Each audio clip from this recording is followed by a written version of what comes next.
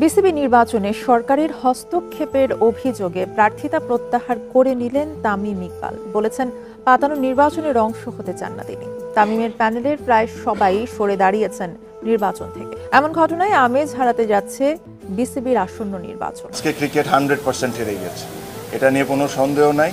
আপনারা বলেন, ক্ষণে ক্ষণে রং বদলানোর বিসিবি নির্বাচন থেকে শেষ পর্যন্ত সরেই দাঁড়ালেন তামিম ইকবাল। নির্বাচন করবেন না তার প্যানেলের আরও অনেকেই।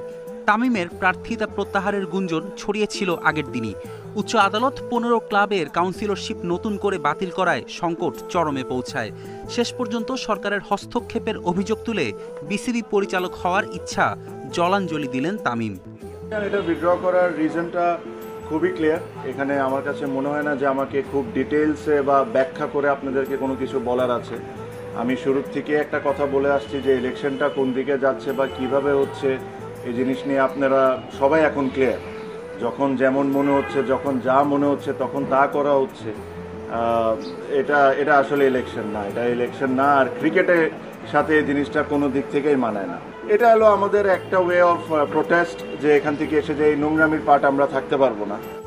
বেশ ঘটা করেই বিসিবি নির্বাচনের ঘোষণা দেন তামিম। শুধু পরিচালক হয়েই থেমে থাকতে চাননি, সভাপতি হওয়ার ইচ্ছের কথাও জানিয়েছিলেন। একদিকে বর্তমান সভাপতি আমিনুল ইসলাম বুলবুল, অন্যদিকে তামিমের প্যানেল। এরপর দুই প্যানেলের সমঝোতা, আর নাটকের শেষ অঙ্কে আবার বিচ্ছেদ। এখানে আরও অনেকেই আজকে উইথড্র করতেন, তাদেরকে বিভিন্নভাবে বিভিন্ন ওয়েতে বোঝানো হয়েছে বা চাপ সৃষ্টি করা হয়েছে, তাদেরকে করে থামানো হয়েছে। বাট আজকে ক্রিকেট 100% হেরে গেছে, এটা নিয়ে কোনো সন্দেহ নাই। আপনারা বলেন বড় গলায় যে বাংলাদেশে ফিক্সিং বন্ধ করা লাগবে, আগে ইলেকশনের ফিক্সিং বন্ধ করেন, পরে ক্রিকেটের ফিক্সিং বন্ধ করার চিন্তাটা করি। এই ইলেকশন বাংলাদেশ ক্রিকেট বোর্ডের জন্য একটা কালো দাগ হয়ে গেল। আর এই ইলেকশনের পার্টের সাথে যারা আছে এরা আই এম শিওর তারাও বুঝতে পারেন যে ইলেকশনটা কোনো দিক থেকেই এটা একটা ইলেকশন ছিল না।